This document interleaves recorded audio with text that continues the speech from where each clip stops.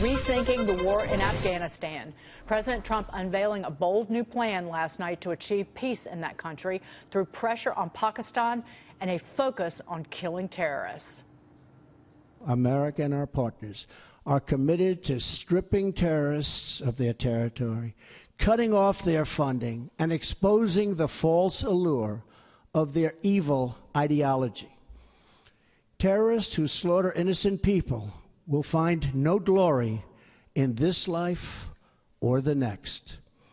They are nothing but thugs and criminals and predators and, that's right, losers. From now on, victory will have a clear definition: attacking our enemies, obliterating ISIS, crushing al-Qaeda, preventing the Taliban from taking over Afghanistan, and stopping mass terror attacks against America before they emerge. Defense Secretary Jim Mattis is in Baghdad this morning to begin implementing the new South Asia strategy. Fox News sources say it will include sending an additional 4,000 troops to Afghanistan, with 8,400 U.S. troops already in that country. Joining me this morning is Fox News military analyst General Jack Keane. General Keane, it's always great to see you, but especially this morning. What is your take on this new strategy? Yeah, well, I think the president really delivered a good speech last night, because he's really conducted a major policy realignment. It's less about troops and more about a strategy, and here's what I mean by that. Strategically, he has placed Afghanistan as a critical part of our overall strategy against radical Islam, which is likely, let's be honest about it, a multi-generational struggle that extends way beyond his presidency. Secondly, he's taken a regional approach, a comprehensive regional approach, recognizing that South Asia, which consists primarily of three countries, Afghanistan, Pakistan, and India, houses 20% of the terrorist organizations in the world, and two of those three countries have nuclear weapons, which makes South Asia a very dangerous place. And thirdly, when you focus on the strategy in Afghanistan, what he's telling us is that I'm going to deny safe haven to international terrorists in Afghanistan, period. I'm not going to let another 9/11 event happen there because of the sanctuary. Number two, I'm going to stop the Taliban from overthrowing the government. Now, understand what he did not say. He didn't say I'm going to defeat the Taliban. He said I'm going to stop the Taliban from overthrowing the Afghan government. And number three, and this is absolutely critical to the success of the strategy, he said, I am going to stop Pakistan from supporting the Afghan Taliban in those two sanctuaries that reside in Pakistan. And it is more than what he said last night of housing these terrorists, Dagan. I can tell you, because I've seen the indisputable evidence that the Pakistan military provides intelligence, operational oversight, logistic support, training, and resources to the Taliban to conduct effective operations against the United States and NATO, and Pakistan is supposedly one of our allies. This has been outrageous behavior for 16 years. Presidents have tried to call it out and do something about it. I think this is the first one who's going to actually achieve that end. General, on that note, though, how do you put pressure on Pakistan?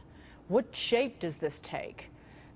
Again, I was listening to you on the Fox News channel last night. What are some of the signs that we should be watching for? What does the U.S. do in terms of our relationship with that country? Because we have been pulling resources from Pakistan in the last couple of years. Well, one is the resources. I don't think have that much of an impact on them, because they can. China can compensate for that, who they've got a close and developing relationship with. Isolating them as a result of it, calling them out. Look, they have lied to us in our faces. I was telling Hillary Clinton when she was Secretary of State about the details of all of this, and she looked at me and she said, Jack, they just lie to me every time I talk to them. I say, put the evidence in front of them. Shame them. Let them know what we know. So what's going to happen here, in my view, is there's going to be other pressures put on them from other countries. They're a partner with NATO. They're not a member of NATO, but they partner with NATO. And NATO is fighting this war in Afghanistan. It's the only war NATO's ever fought, period, as a result of 9/11 attack on the United States. But here's what I think is really going to happen. I think Tillerson's going to meet with them this week. He's going to tell them, look, guys, we can do this easy or we can do this hard. You either stop this nonsense of what you've been doing, We're going to put a stop to it ourselves. Now, President Trump didn't say that last night, but in my judgment, he applied it. And the other thing that Pakistanis are going to note here is the different level of commitment and the moral will that the president is expressing in his determination. The Pakistanis have always believed, Dagan, that the United States was not serious about Pakistan. Iraq had a priority. Obama wanted to get out.